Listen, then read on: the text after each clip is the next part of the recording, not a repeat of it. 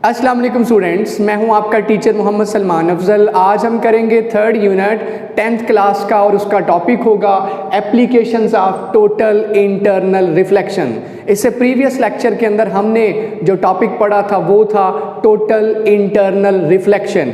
अब उसकी हमें एप्लीकेशंस पढ़नी है। हमारे सिलेबस के अंदर 4 एप्लीकेशंस हैं। हम 1 बाय 1 एप्लीकेशंस डिस्कस करेंगे जो कि लॉन्ग क्वेश्चंस भी आती हैं एग्जाम्स के अंदर और शॉर्ट क्वेश्चन भी आ सकता है। ज़्यादा चांसेस लॉन्ग क्वेश्चन आने के हैं, कोई एक एप्लीकेशन एज अ लॉन्ग आ सकती है। तो इस वीडियो से जुड़े रहिए और लास्ट तक इस वीडियो को देखिए, आपके ईच एंड एवरी क्वेश्चन का आपको आंसर मिलने वाला है। तो बच्चों शुरू करते हैं पहली एप्लीकेशन से। पहली एप्लीकेशन जिसके अंदर टोटल इंटरनल रिफ्लेक्शन का अमल होता है वो है totally internal reflecting prism.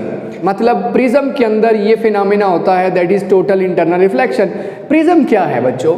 Prism के मतलब पहले जान लेते हैं। ये एक ट्रांसपेरेंट गिलास है, ये ट्रांसपेरेंट मटेरियल है जो कि जिसके ऊपर लाइट फॉल की जाए तो वो डिस्पर्जन का अमल करता है और वो लाइट 7 कलर्स में डिस्पर्स हो जाती है। लाइट के मुख्तलिफ फिनोमेना देखने के लिए हम प्रिज्म का इस्तेमाल करते हैं। वैसे तो बच्चों प्रिज्म 5 साइडेड होता है, अपोजिट साइडेड सेम होती हैं, वो ट्राइंगल भी हो सकती हैं, रेक्टेंगल भी हो सकती हैं। सीन कुछ इस तरह से है कि हमारे पास एक राइट एंगल्ड प्रिज्म है जिसमें एक जाविया 90 का है और बाकी रिमेनिंग 2 जाविये 45 और 45 डिग्री के हैं। टोटल कुल मिला के जाविया किसी ट्राइंगल के अंदर कितना होता है मैथमेटिक्स में हम जानते हैं। इंटरनल जो एंगल है किसी ट्राइंगल के अंदर वो 180 होता है। अगर ये 90 है, ये 45 है तो ये श्योर है 45 ही होगा। जमा कीजिए आंसर 180 डिग्री। हो इस तरह से रहा है कि हम 2 रेज लेते हैं, रोशनी की रेज हैं जो बिल्कुल परपेंडिकुलर जा रही हैं, परपेंडिकुलर जाके स्ट्राइक करती हैं। किसके ऊपर स्ट्राइक करती हैं? इस साइड के ऊपर। ये जो साइड है किसकी? प्रिज्म की, इस साइड के ऊपर स्ट्राइक करती हैं। इस साइड का कोई भी नाम दे लीजिए, फर्ज कीजिए मैं PQ नाम दे लेता हूँ। इस साइड से स्ट्राइक की।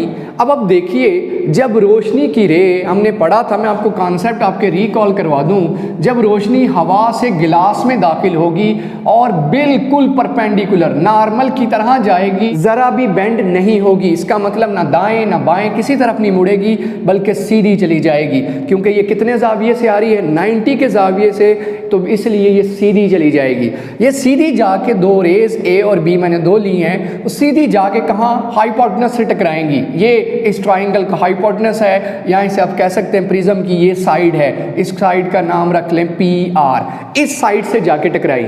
अब मुझे जानना है कि ये इस साइड से किस जाविये से जाके टकराई हैं। तो जाविया कैसे मेजर होगा जरा देखिएगा। यहाँ अगर मैं नॉर्मल ड्रॉ करूँ बच्चों, ये मेरे पास लाइन है, अगर मैं यहाँ पे नॉर्मल ड्रॉ करूँ, नॉर्मली एक वे है जिसके जरिए मैं चेक कर सकता हूँ कि ये किस एंगल से आई है। तो जरा देखिएगा, ये नॉर्मल ड्रॉ करने पे मुझे पता क्या चलता है कि अगर बच्चों ये जाविया 90 है तो ये भी जाविया 90 है, ये जाविया 45 है, तो ये जो जाविया बचा होगा वो भी क्या होगा? 45 होगा।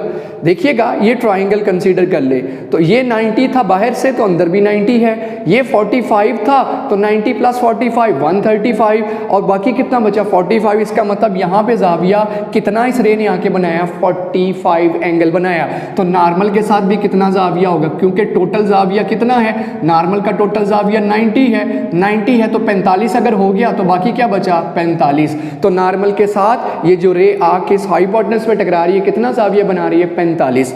इस रे को देख लें, अगर ए रे को देखें, पहले हमने बी को देखा है। ए रे जब जाके यहाँ स्ट्राइक करेगी तो यहाँ फिर नॉर्मल ड्रॉ कर ले। नॉर्मल के साथ, अगर नॉर्मल के साथ टोटल जाविया कितना होता है? इस हाइपोटेनस का टोटल जाविया 90 है। अगर ये 45 है, और कैसे 45 है? ये 90, ये 45 और ये 45, तो बाकी भी क्या होगा?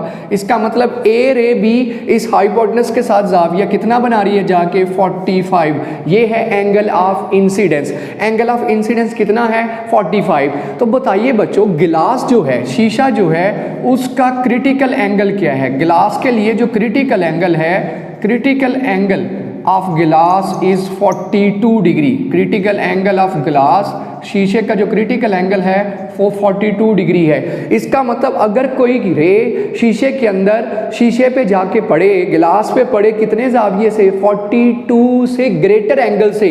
तो क्या हमने पढ़ा था टोटल इंटरनल रिफ्लेक्शन में? अगर जाविया इंसिडेंस एंगल ग्रेटर हो क्रिटिकल एंगल से, क्रिटिकल एंगल से 42 से ज़्यादा है, तो रे क्या करेगी? रिफ्रैक्ट नहीं करेगी, इस मीडियम को छोड़ के बाहर नहीं जाएगी, बल्कि कौन सा अमल करेगी, टोटल इंटरनल रिफ्लेक्शन का अमल करेगी। जब भी रोशनी का इंसिडेंट एंगल किससे ज़्यादा हो, क्रिटिकल एंगल से ज़्यादा हो। गिलास का क्रिटिकल एंगल कितना है, 42 डिग्री है, कैलकुलेटेड है।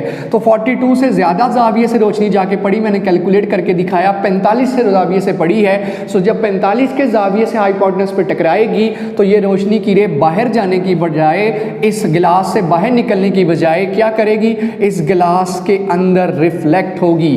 बी रे भी रिफ्लेक्ट होगी, ए रे भी रिफ्लेक्ट होगी, और ये किस तरफ जा रही, नीचे की तरफ। अब यहाँ गिलास खत्म हो जाता है। अब गिलास से दोबारा इसने कहाँ दाखिल होना है, ये थी एयर, ये था गिलास, शीशा, प्रिज्म, ट्रांसपेरेंट गिलास है, ये दोबारा बाहर जाएगी तो ये एयर है। ये अब बताइए, जब गिलास से एयर में जाएगी किस जाविये से जा रही है, गिलास की जो बाउंड्री है QR लाइन है, इसके साथ कितना जाविया बना के बाहर निकलने जा रही है, 90। ज़रा गौर कर लीजिए, परपेंडिकुलर है, और परपेंडिकुलर जब रे पड़ती है तो इसमें किसी किस्म का चेंज नहीं आता, एंडिंग नहीं आएगी, ये सीधी निकल आएगी, और नाम इसका रख देंगे A', B'। तो इसका मतलब रोशनी की रे आई, प्रिज्म पे पड़ी, 45 के एंगल से पड़ी, 45 क्रिटिकल एंगल से ज़्यादा है, तो रिफ्रैक्ट नहीं किया, रोशनी प्रिज्म से बाहर नहीं चलेगी, हमें कलर्स नहीं दिखाए, बल्कि रोशनी उसी गिलास के अंदर बेंड हो गई, मुड़ गई, और मुड़ के क्या, कौन सा अमल हुआ, टोटल इंटरनल रिफ्लेक्शन।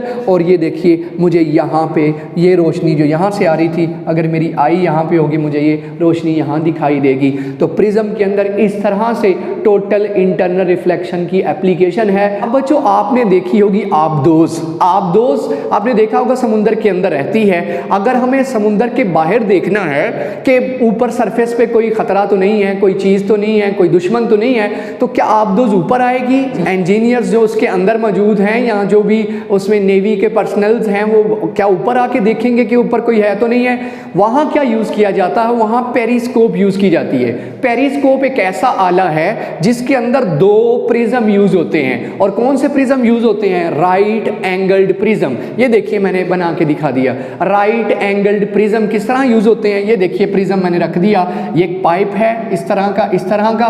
फर्ज कीजिए यहाँ पे कोई शख्स खड़ा है, मैं उसे देखना चाहता हूँ, यहाँ कोई है कि नहीं है, ये मेरी आंख है, मैं यहाँ से देखना चाहता हूँ। वैसे मैं देखता तो रोशनी ने सीधा जाना था, यहाँ सारा पानी था, यहाँ पे कहीं ऊपर मौजूद है। तो देखने के लिए मैं पेरिस्कोप देखी। पेरिस्कोप क्या है, वो आबदोज से बाहर आ रही होगी, और छोटा सा मुंह आपको स्क्रीन पे तस्वीर नज़र भी आ रही होगी, वो बाहर आ रहा होगा, और उससे क्या देखा जा सकता है, ऊपर कोई खतरा वगैरह तो नहीं है। उसमें है क्या, किसका इस्तेमाल, ये प्रिज्म का इस्तेमाल है, राइट एंगल प्रिज्म का। हो क्या रहा है, ये देखिए, ये रोशनी हम जानते हैं जिस ऑब्जेक्ट को देखें उस ऑब्जेक्ट पे पड़ के आ रही होती है। ये रोशनी की रेस पाइप में आई, क्योंकि बाहर सूरज है निकला हुआ, उसकी रोशनी यहाँ पड़ी, यहाँ से इस पाइप के अंदर आई, यहाँ प्रिज्म यूज़ किया, जाके किस एंगल से टकराई, 45 के एंगल से, और 45 क्रिटिकल एंगल से ज़्यादा है, तो रोशनी रिफ्लेक्ट करने की बजाय रिफ्लेक्ट होगी। और कैसे रिफ्लेक्ट होगी, टोटल इंटरनल रिफ्लेक्शन का अमल होगा, ये मुड़ जाएगी, पाइप के अंदर आ जाएगी। अब यहाँ आगे आएगी, यहाँ अगेन आप क्या रख दीजिए, आगे क्या रख दीजिए, राइट एंगल प्रिज्म रख दीजिए, उसके साथ अगेन उसके हाइपोटेनस से टकराई,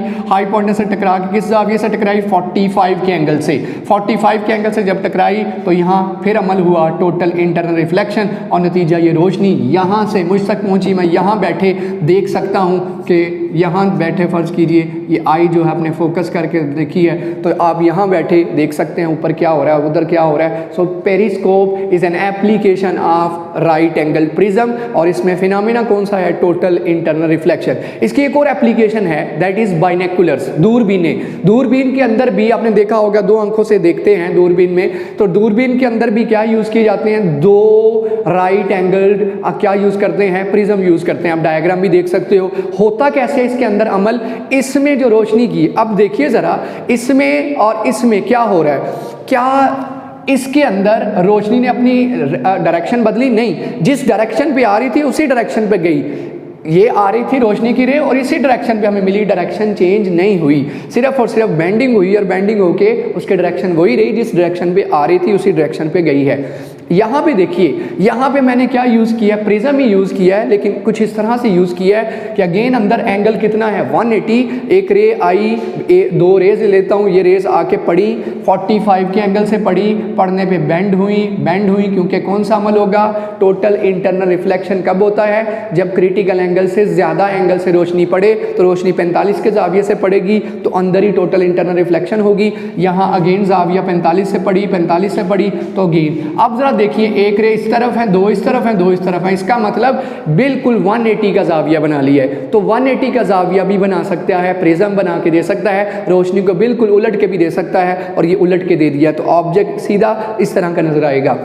यहाँ पे जिस तरह की रे गई थी उसी तरह की रे मिलेगी, जिस तरह की रे थी उसी तरह की हमें रे मिली, और यहाँ पे बिल्कुल उसने उलट दिया। ये बाइनोकुलर्स हैं, ये पेरिस्कोप, और इसके अंदर किस चीज़ की एप्लीकेशन है, टोटल इंटरनल रिफ्लेक्शन की एप्लीकेशन है। और मैंने ईच एंड एवरी पॉइंट को ओपन करके आपके सामने रख दिया कि किस तरह से ये होता है। सो अगर हम बात करें राइट एंगल प्रिज्म की जो एप्लीकेशंस हैं वो क्या हैं, कैमरास, वो क्या है पेरिस्कोप, वो क्या है बाइनोकुलर्स, वो क्या है टेलीस्कोप। इन सारी चीज़ों के अंदर राइट एंगल प्रिज्म यूज होता है, और वो रोशनी के साथ कौन सा अमल करता है, that is total internal reflection है जी आज का हमारा टॉपिक, जो हमने बड़ी डिटेल से डिस्कस किया। उम्मीद करता हूँ आपको आज का लेक्चर पसंद आया होगा, आपने चीज़ें कुछ सीखी होंगी। फिर भी कोई चीज़ मिस हुई हो तो आप कमेंट्स में पूछ सकते हैं, कोई सवाल आपके जहन में हो तो आप पूछ सकते हैं। सो ये सवाल लॉन्ग क्वेश्चन भी एग्जाम्स के अंदर आया हुआ है और शॉर्ट क्वेश्चन भी आ सकता है। डिफाइंड राइट एंगल प्रिज्म, उसकी तारीफ कीजिए या प्रिज्म की तारीफ कीजिए। What are the applications of right angle prism, right angle prism के अंदर कितना जाविये से लाइट स्ट्राइक करती है, क्रिटिकल एंगल ग्लास का कितना है, ये MCQs होंगे,